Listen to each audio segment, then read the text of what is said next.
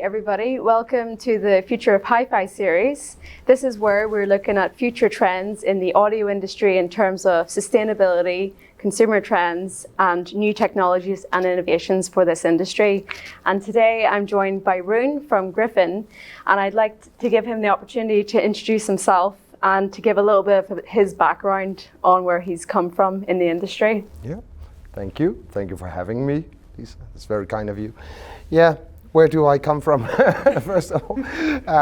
My name is Rune. I'm Sales Director for Gryphon Audio Designs, CEO and President for our American daughter company, and then I'm a shareholder in the company as well.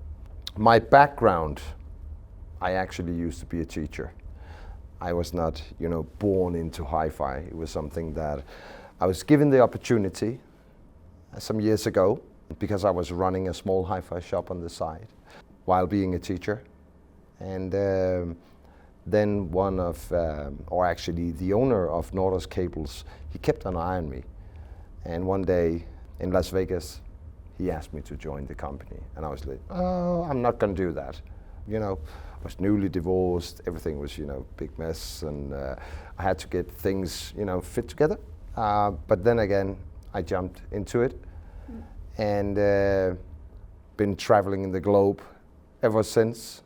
Sometimes I feel like I'm more abroad than actually back in Denmark, but typically I'm away between 120 and 140 days a year. Wow. So that has been, long story short, but working with a premier cable manufacturer from the States, being asked to join Gryphon, coming back to Denmark in that sense. And I've been with Gryphon since 2015. And it's like, that's my little home. It's my family. And we've been to Gryphon ourselves, and we do feel that there is a family culture in the industry. And I understand that you're also bringing in your own family to the industry as well. I am. Yeah, actually, my oldest son, Alexander, he's working with the team now. He's a sales and marketing trainee, so it's a 3-year trainee position that he's attending, and he can do whatever he wants. It's not something that I was, wanting him to do, that he should jump into the Gryphon brand, but I feel it's really, really nice working together with my son, and it also creates a different bond between father and son. Suddenly, I'm his boss, and so the dynamics has changed in that perspective. Yeah, I also, from my perspective, you have a lot of transferable skills that you've learned in your own career that you can then transfer onto Alexander, that he can then use in other industries should he choose to in the future. Absolutely. I think the fact that I used to be a teacher and I loved my job as a teacher. Yeah. It was phenomenal. I know that a lot of teachers today, they probably complain about their job because it's a tough job, no doubt, but I really loved it. And the fact that you get to communicate with young people, and of course their parents and your colleagues in business and so on, I took that and turned it into be a very beneficial thing for me, because it's all about people. You're in an industry where you have to sort of like or love or care for people, because no one buys into what you do or how you do it, but why you do it. And I think that's important, and we have been able to communicate that, and I have been able to communicate that to my my partners or clients or whatever. So learning from being a school teacher, standing in front of a crowd, I have sort of transformed that into my trademark when doing presentations and so on. I don't mind if there is 400 people sitting in front of me or 20 people or whatever. It's just nice because you get to communicate with people. That's probably one of the most attractive parts of the role, being able to work with people and giving them a sense of purpose around what your company's doing, and that then influences people to think, well, I want to work with a company that has a purpose, and that makes them feel part of the family culture as well. I think so. I think so. And like you said, you've been to the Gryphon headquarters and you met a lot of the employees there, talked to them and so on. And you know, they are, most of them, they've been with the company for ages. They don't leave because there is this specific family feeling there. It's actually, we like going there. We like to come to work in the morning, and you know, we know each other families and so on. It's a nice atmosphere. So you've been involved in the high fidelity audio industry for over a decade now, Yeah. since you left your teaching post. Yeah. And what are the main things you've seen change in the industry since you've started? It's wow, what has changed? Because let's be honest, the hi-fi industry, it is very slow in that sense. You know, it's very conservative on many aspects. There might be some new technologies coming into the industry now and then, and formats changing, you know, then it's high-res files, and then it's streaming and so on. But it's still a very conservative industry. People, they've been saying that high-end audio or hi-fi is dying. They've been saying that for 35 years, 40 years maybe, since the heydays in the 80s. Everyone's been saying, oh, it's a declining business, you know, it's all the old timers, it's the dinosaurs being around. And of course it is an industry where you see a lot of older people, but you know, I'm also older in that sense. But what I have experienced, I would say in particular the last 3-4 years, that there is coming a younger and younger generation to the shows, to the events around the world. And it can also be boiled down to specific countries where you see a trend that the people coming to the audio shows, they will come as a couple. So it's not only a male-dominated thing anymore in some countries. When you go to the Warsaw Audio Show, lots of couples. We did see that yes. as well at the High in Munich, quite a few couples walking around together. Yes. And especially in Poland, you know, they will come with the strollers with their small kids in them. Okay, that's different. That's very different. So it becomes like a family event. I've experienced that in Italy several times over the last couple of years, that the audience becomes younger. So even though that everyone's been saying, oh, people, they're just getting older and older, and you see the same guys 20 years in a row, but you also see a younger and younger audience. Because what is hi-fi and what is audio and music and so on, it's about feelings and connecting to the art form of music. Yeah. And I think that's one of the main things why a young generation is being attracted to it. It's like, for me, going to an audio show is similar going to an art exhibition. Yes. It's just a different art form. We are listening to something It's the art of sound. Yes, and we have some tools, as you see behind you, to help us to reproduce the art form. When you go to the art exhibition, you know, you will have the paintings on the walls or whatever, but it's very similar. So in terms of looking at the future of hi-fi, and you're seeing a trend towards younger couples and people coming to these shows to experience the art of sound, what ways and means do you think the hi-fi industry can attract younger generations to participate in these experiences? Yeah, first of all, we have to think out of the box and not do as we have been doing for, you know, 50 years. We have to think out of this normal scope of doing things, the traditional way of presenting things and so on. And we've been thinking a lot about that at Gryphon, you know, stepping out of, I would say, the cave, or stepping out from the dungeon or whatever, because it's not sexy and it's not attractive to young people to experience something that seems so esoteric. There needs to be something that will attract people. So you have to present a brand in a different way. You have to embrace people. You have to be very welcoming and communicating with people. I think, reaching out and actually responding to people's emails or their calls or whatever. I think that's a huge factor, and it's something that the industry will have to learn. So you're saying more of the human touch throughout the buying process, the after sales for those products? Absolutely. I think it's when you're buying into audio, it's a complete experience.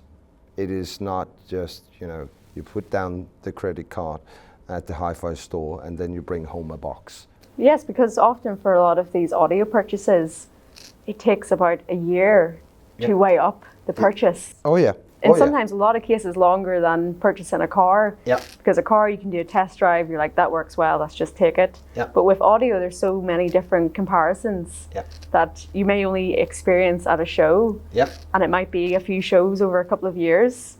And then finally you land on your next upgrade or your new purchase. Yeah. And for some people, it might be their entire savings that goes into it. Yeah. And then you are in competition. Should we go on a vacation next year, or should I buy that new bike, or should I do this and that? Because suddenly you are in competition with a lot of other things, in the, should we call it entertainment, spa, industry, whatever, something that makes you feel good. You are starting to see that in other industries whereby appealing to younger generations is actually creating a brand experience for that buyer, particularly for higher value goods. But another area that concerns the younger consumers is the eco-credentials of those products. And do you think that this is an area that the hi-fi industry needs to make more conscious efforts in? Or do you think that there's ways and means to do it in a more sustainable way that can appeal to eco-conscious consumers?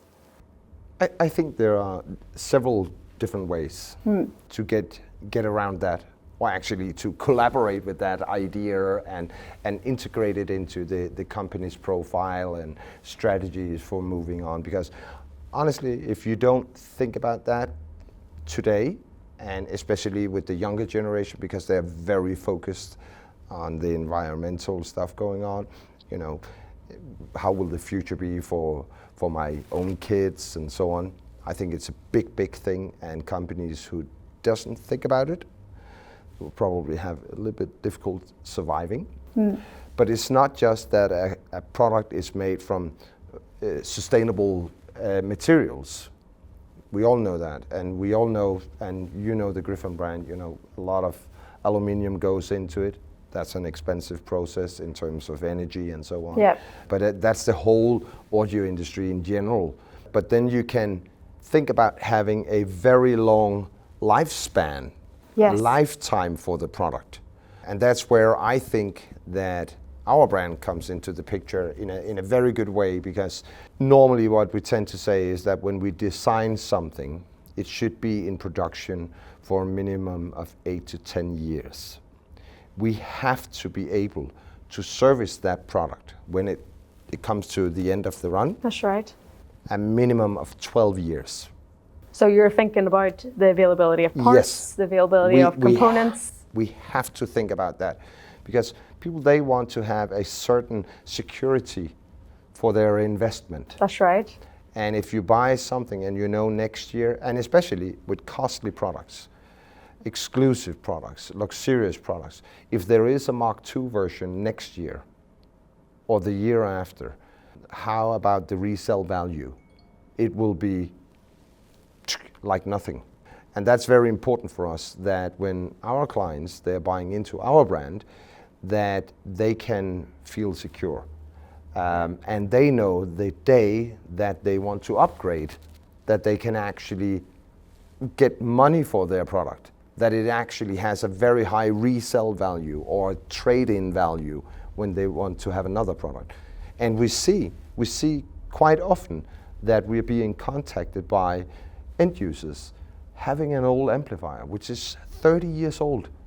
That's impressive. Yeah. And it's kudos to the long lifespan of audio equipment, and it's one of the reasons why audio equipment is the type of product that is expected to have multiple owners throughout its history, and it's actually credit to the brand if it's had more than one owner. Yeah. And because we both know that the resale market is strong for audio, a lot of younger generations actually engage with buying audio products on forums, eBay, Facebook forums, or Reddit. Yeah. Is that something that you know and are aware of? Yeah. And you would like, is there any way in which you think that you could amplify that, the resale potential of?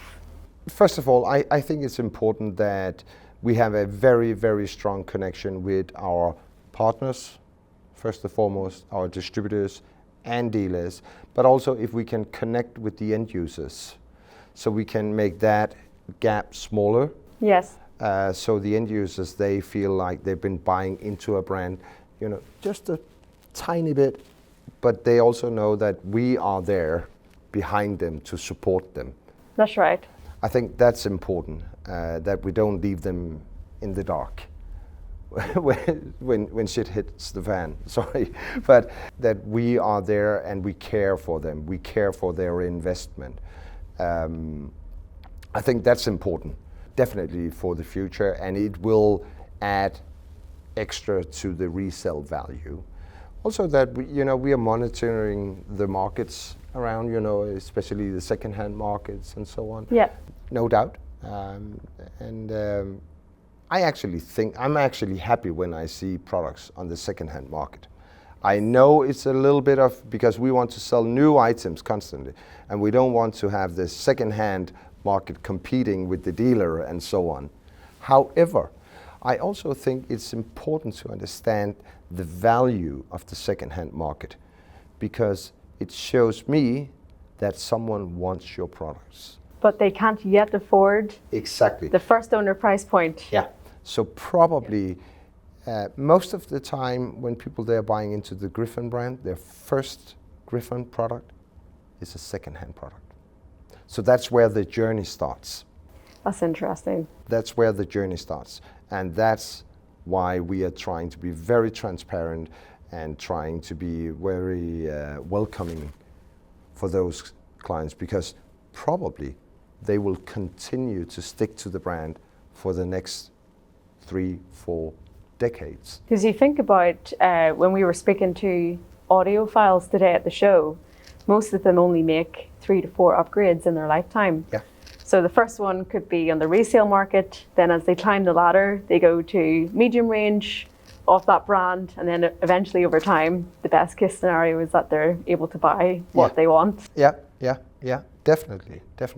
So one of the last questions I wanted to ask you was, there's a lot of, in the past few years, there's been a lot of technological trends around analog to digital, streaming services such as Rune and Tidal. Yeah. And I was going to ask you around, what do you think are some of the innovation trends in the industry? Yeah, wow, Lisa. It's a very good question. And it's also odd for me to say, because behind you see a turntable. You see the newest innovation here. You see a turntable, the newest innovation, that's a turntable. And how many years have we had the vinyl going on? And it is like this circular thing going on. First you had the old vinyls, you had master tapes and so on. And then we stepped into an age where we had cassette decks and we had mini disc, and then the CD took over in the 80s, and everyone said, oh, vinyl is dead. Vinyl is dead. Vinyl has never been stronger. It's like crazy. There are a lot of vinyls there's a lot of younger generations who are actually buying vinyls for current artists. Yeah. And Taylor Swift has 6 editions of one song on vinyls. Yeah. So it goes to show that vinyl is very strong. Absolutely. And I also noticed that last year, Taylor Swift, she was a big part of it, with the increase of record sales and Billie in the UK. Eilish as well, releasing vinyls. Yeah, and all artists, they will release their music on vinyl, no doubt. Otherwise, they are stupid if they don't, because people they're buying into high fidelity music. Exactly, exactly. So I see this. It's like a wheel, because people they have also claimed for years and years and years, oh, no one wants to buy a CD, and we saw drops in CD sales. But because streaming came on. Yes. But CD sales is still increasing again. It's increasing again. Yeah, which is weird, but it's still a brilliant format, and it sounds wonderful. And for those companies making, really, really good CD players, we make one CD player because it's so important for us. Because a lot of our clients, they love their CD media. They have tons of CDs, and should they just get rid of them? The material is great. Why not provide them with a wonderful CD player and with a DAC so they can hook up their streamer or whatever to that DAC? However, I see it as a kind of circular system that you have different formats coming in. In the beginning, we accepted when, for instance, Apple, they came out with their little iPod. Yeah. We accepted MP3 quality, and it was good enough. However, and I think, the availability of music is so big. You have titles, you have Cobus, you have Spotify, you have Apple Music, and so on, and they're all high-res files. That's right. So what can they compete on? They cannot compete on quality because they all have the highest formats, more or less. Some of them, they are better than others. However, they are up there, all of them. And you have thousands and thousands of titles available. So you can run through music like, you can consume music constantly. So they can compete on price. And binge listening to music. Yes. A bit like Netflix with normal TV and cinema. Yes. So I think that will be around. That technology will develop even further, no doubt, because people, they want conveniency. But it's also a trend where you see young people, and I actually think Apple, they show us something when they designed their headphones, because it's always been in-ear, small earpods. Suddenly they came out with a more audiophile thing, big headphones, great sound. I think they know that they have to be there with quality, because young people, they know they want quality, but they also want conveniency. Yes. And they can. So even though it's a big consumers brand, but they can dictate a lot, no doubt. But I think they will do it together with their fan base, with the young generation. They will listen to them. That's what they've always been quite good at. And also they've been good at giving people what they think they want. Yeah. Very. Yeah. It's a little bit, we sometimes, we try to do a little bit the same, because we show stuff to people that they don't know that they need. or whatever. We create something that... Create a need. Yes. Yeah. Yes.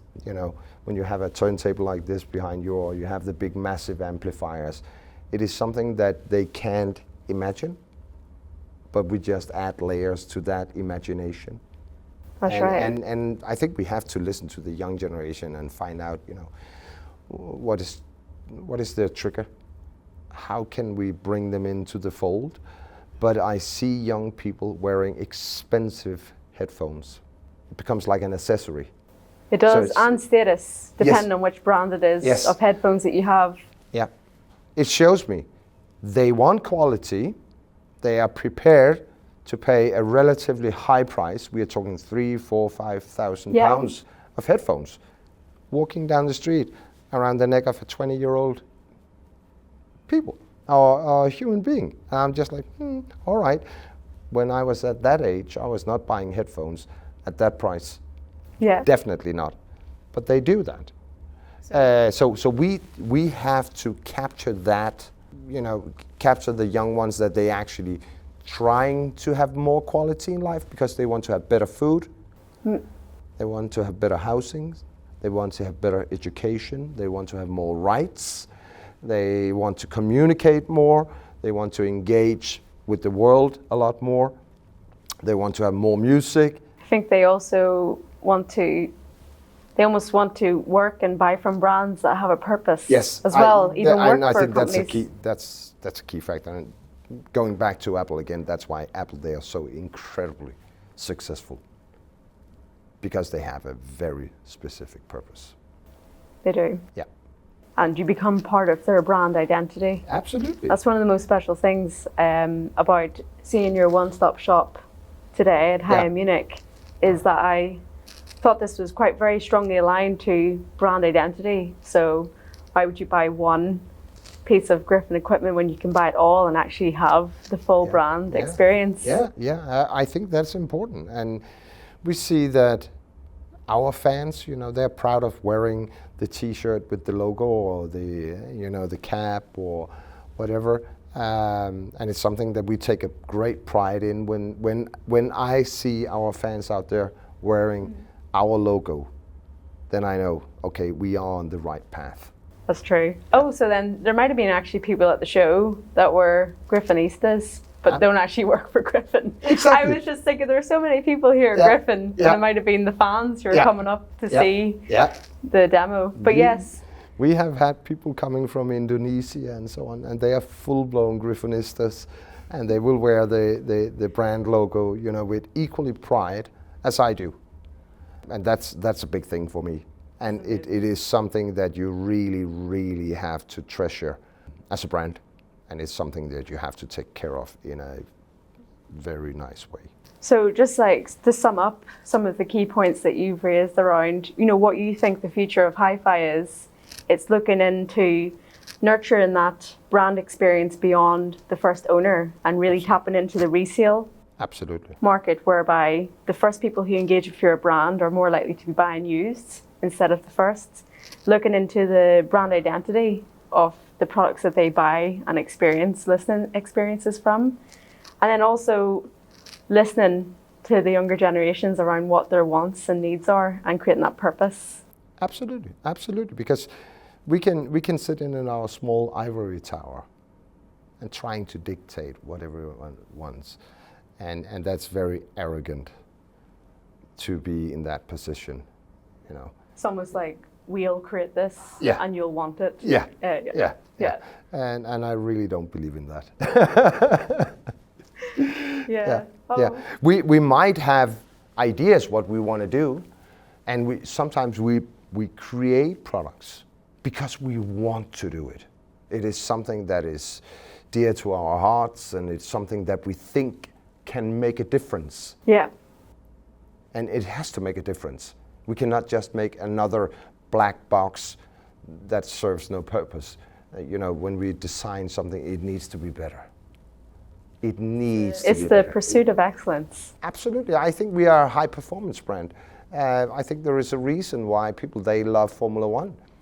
Because they are A companies. Yes. And then everyone who works in the company are A players. Yeah. So you've got an A-star company. Yeah. But I've got a lot of respect for Gryphon, and it was a pleasure interviewing you today for the future of Hifi. Thank you for having me, Lisa. You're very welcome. It was a huge pleasure. I enjoyed it.